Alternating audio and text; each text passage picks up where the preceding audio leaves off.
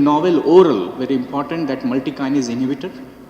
It inhibits a lot of pathways, and you are aware that for any tumor to grow, you require an angiogenesis, you require tumor signaling for the cells to grow, and all those things are interlinked with each other.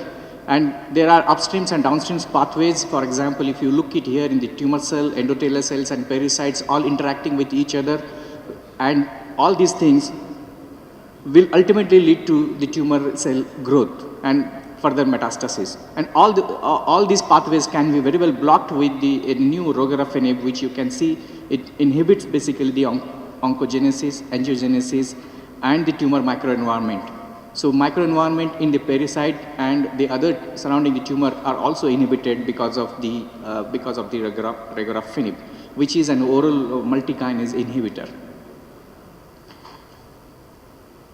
The pathways which are blocked basically is angiogenesis through the VEGF 1 to 3 blockways, and TIE2 pathway is a very important pathway.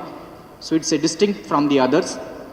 It blocks the tumor microenvironment with the help of the blocking the PDGFR and FDGFR pathways, and oncogenesis through the KIT, PDGFR and RET pathways. And as it acts on the KIT, as you are aware, that KIT pathway is also required for the development of the GIST. This drug has also been tried in the GIST, just to give an information. So this is a very important multi-target kinase pathways which are blocked by this drug. It's a simple oral drug. It's available as 40 milligram tablet, and the daily dose is 160 milligram.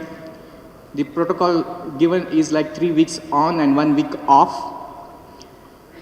And this drug is metabolized by the liver. So it's very important that the liver functions are normal before we start.